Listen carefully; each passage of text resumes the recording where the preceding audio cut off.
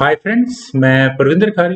Friends, आज की हमारी वीडियो रिकमेंडेशन जिन्होंने मुझसे की है उनकी आईडी है फिजिक्स वर्ल्ड। और उन्होंने मुझसे जिस गेम के ऊपर वीडियो बनाने के लिए कहा है फ्रेंड्स, वो खेली गई थी gold money Asian rapid knockout tournament में, जहां मैग्नस कार्लसन का मुकाबला था लिवोन अरोनियन से।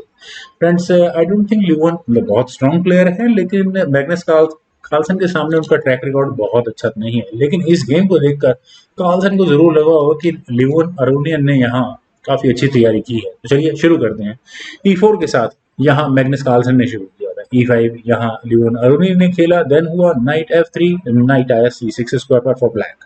Bishop C4 Italian game, then bishop C5, C3 Giuoco Piano, then knight F6 यहाँ ब्लैक का मूव आया। D3 that's okay, D6 bishop G5 knight pin हुआ, देन H6 बिशप पर डिसाइडिव अटैक है।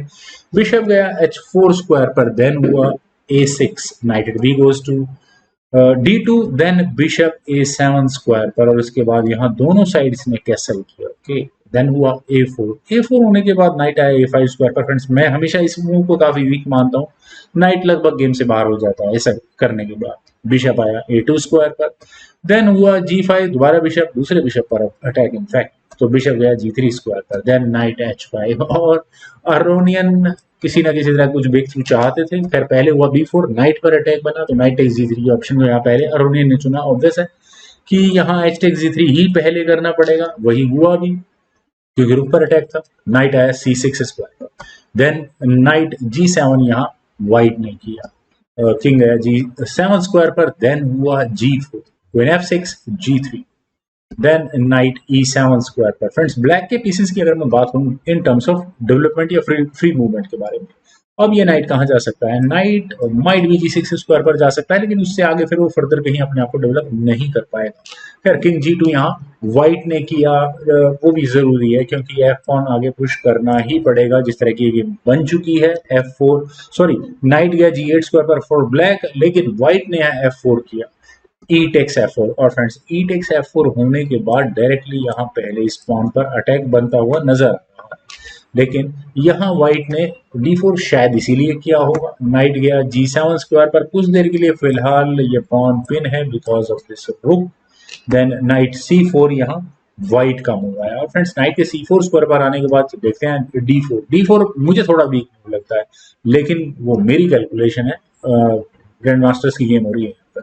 पहले नाइट पर अटैक बनता है, तो व्हाइट के पास ऑप्शन है कि वो इस ई पॉन को आगे पुश करके क्वीन पर अटैक बनाए, लेकिन as per chess engine recommendation यहाँ नाइट का E5 स्क्वायर पर जाना ज्यादा जरूरी था इंस्टेड ऑफ E5 करने, और यहाँ यही मूव खेला गया था। क्वीन पर अटैक बना, और इस क्वीन के जाने के लिए स्क्वायर कौन सा available? I don't think this move is strong नहीं होगा, तो क्वीन के लिए जाने के लिए बचा था सिर्फ और सिर्फ ये C6 थोड़ा सही स्क्वायर है। देन हुआ B5, और कार्लसन कहीं ना कहीं अपने ग्रिप को मजबूत करते जा रहे हैं। 8x B5, दोबारा क्वीन पर अटैक बनाया, क्वीन टेक्स B5। नाइट तो पहले ही ऑलरेडी पॉन के ऊपर रखा हुआ था, नाइट गया D2 स्क्वायर पर, देन हुआ नाइट G6। और फ्रेंड्स, नाइट के G6 स्क्वायर पर आने के बाद अरोनियन को अपनी गेम को ऐसे पोजीशन करने का मौका मिला कि अगर यहाँ व्हाइट ऑप्ट करेगा पॉन एक्सचेंज करने के लिए, तो उसके नाइट के लिए बहुत अच्छी आउटपोस्ट तैयार हो चुकी होगी। लेकिन यहाँ मैग्नस कार्लसन ने क्वीन को C2 स्क्वायर पर ले जाना ज्यादा सही समझा। फ्रेंड्स, क्वीन के C2 स्क्वायर पर आने के बाद आप यहाँ देखिए होता क्या है कि यहाँ ये क्वीन सीधा एक चेक देने के बाद, चलिए रुक तो बीच में लगता है, लेकिन क्वीन की तो एंट्री बनती ही है। बिशप E6 के ऑप्शन को पहले यहाँ अरोनियन ने चुना। और फ्रेंड्स, यहाँ इस पॉइंट पर व्हाइट के लिए नाइट को मूव करना ज्यादा जरूरी था, क्योंकि यहाँ आप देखिए कि क्वीन कम से कम व्हाइट की क्वीन कम से कम ब्लैक की क्वीन को किसी भी तरह का चेक नहीं आने देने वाली है। लेकिन यहाँ व्हाइट ने किया था बिशप बी, और एज पर टैक्टिक्स बेसिक्स कि आप कभी भी अपने किसी पीस को अनडिफेंडेड ना छोड़ें। हालांकि अगर मैं मैग्नस कार्लसन की बात करूं तो उनका अटैक बहुत स्ट्रांग है, बिल्कुल डायरेक्टली मैं कह सकता हूं कि ये नाइट फिलहाल पे नाइट नहीं हटा जा सकता, अदरवाइज यहाँ लियोन अरोनियन को चेकमेट देगी। लेकिन इतनी सिंपल चेकमेट कोई भी देख पाएगा, पर क्या ब्लैक यहाँ चेक दे सकता है? क्वीन E2 चेक दे सकता है, लेकिन रुक बीच में लग जाएगा और सारा गेम प्लान खराब हो जाएगा। लेकिन यहाँ इस पॉइंट पर एक बहुत ही गजब की ऑप्शन है लियोन और उनके पास, वे कर सकते थे यहाँ बिशप टेक्स और अपने इस बिशप को सेक्रीफाइस कर सकते। क्यों? अगर एक्सेप्ट किया जाता है डायरेक्टली इस बिशप सेक्रीफाइस को, तो सी टेक्स A4 B4 अगर होता है तो यहाँ रूक टेक्स A1 ऑब्वियस है ब्लैक करेगा और एक्सचेंज अप हो जाएगा यहाँ पर ब्लैक।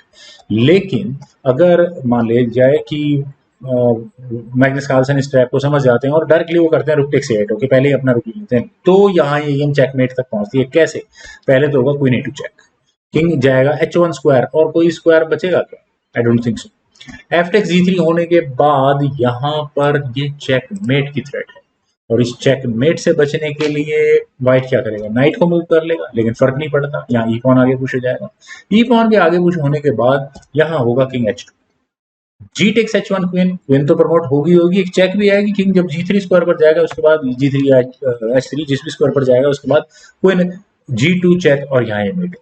फ्रेंड्स लगभग चेकमेट के नजदीक ये गेम पहुंच सकती थी। मैं थोड़ा पीछे कर देता हूं वहीं से, एग्जैक्टली फ्रॉम हियर।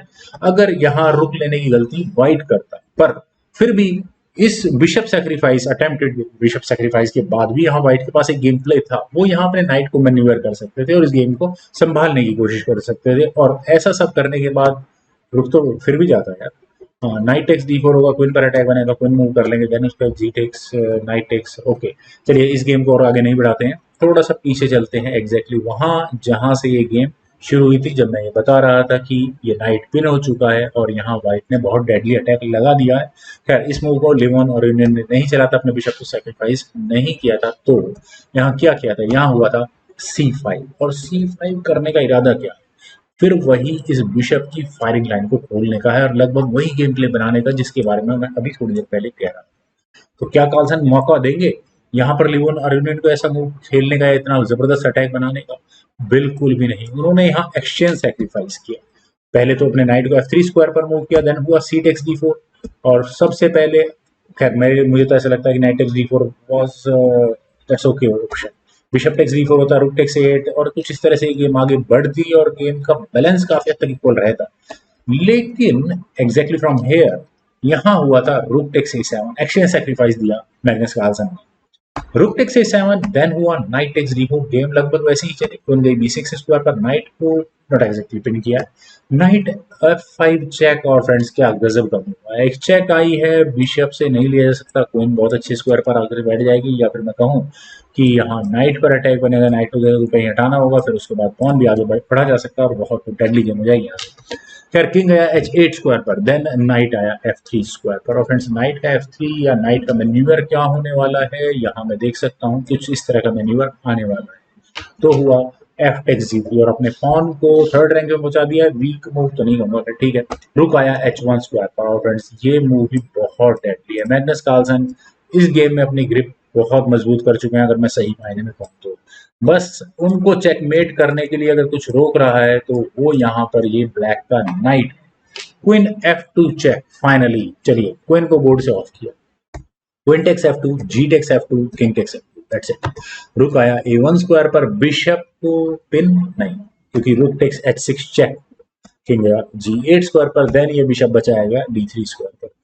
फिर हुआ रुक C8, और फ्रेंड्स रुक के C8 स्क्वायर पर आने के बाद इस गेम से ग्रिप, मेरे ख्याल से लियोन और उनकी गेम पर ग्रिप बहुत मजबूत हो चुकी है। यहाँ इस पॉइंट पर व्हाइट के पास अगर इस गेम को थोड़ा आगे बढ़ाना था तो उनके पास एक ही मूव था जो ज्यादा बेटर था। आई थिंक नाइट D6 की ऑप्शन बहुत अच्छी हो सकती थी। क्यों? क्योंकि आप यहाँ देखिए, सबसे पहले तो ये पॉन F7 स्क्वायर पर रखा हुआ पॉन ओवरलोडेड है। इनफैक्ट नाइट के यहाँ D6 स्क्वायर पर आने के बाद व्हाइट चाहे तो बिशप टेक्स नाइट करेगा, F टेक्स नाइट होने के बाद होगा रुक टेक्स G6, और उसके बाद चेक के साथ कम से कम इस बिशप की डिफेंस के लिए किंग यहाँ इस F7 स्क्वायर पर नहीं आता, तो इट मींस चेक देने के बाद इस बिशप को भी लिया जा सकता है। खैर फिलहाल अटैक इस नाइट का रुक पर भी, तो यहाँ पर अगर रुक बचा दिया ब्लैक ने, मान लो यहाँ रुक टेक्स C3 ब्लैक ने किया, तो उसके बाद होगा बिशप टेक्स G6, रुक A2 चेक। हाँ कुछ इस तरह की चेक्स आएंगी, और यहाँ कम से कम फर्स्ट रैंक में तो व्हाइट का किंग नहीं जा सकता, लेकिन व्हाइट के किंग के जाने के लिए एक स्क्वायर अवेलेबल है in terms of G3 square.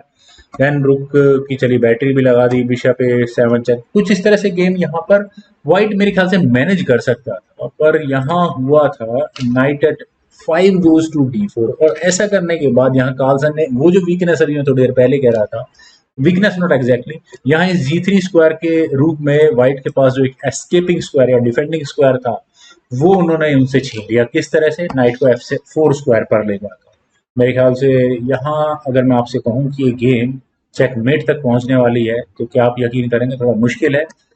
अ, अगर यहाँ कार्लसन बिशप को C2 स्क्वायर पर ले जाते हैं तो कुछ नहीं, लेकिन यहाँ बिशप गया F5 स्क्वायर पर और बिशप का F5 स्क्वायर पर आना हुआ और मैग्नस कार्लसन की इस गेम से ग्रिप को का खत्म होना हुआ। क्यों? क्योंकि उनका फाइनल मूव था लियोन ओरोनियन का रूक टेक्स C3 और यहाँ इस मूव के बाद मैग्नस कार्लसन ने रिजाइन कर दिया और रेजिग्नेशन का रीजन फ्रेंड्स आप यहाँ देखिए कि अगले कुछ मूव्स में कुछ इस तरह की चेकमेट के गेम प्लान्स तो बन चुके हैं लियोन ओरोनियन के और इस चेकमेट को डिफेंड करना इतना इजी नहीं होने वाला। पहली बात। दूसरी बात कि ये G3 स्क्वायर अब व्हाइट के हाथ से निकल चुका है क्योंकि चेक आने के बाद यहाँ से चेकमेट का बहुत शानदार चेकमेटिंग पैटर्न बन रहा हो।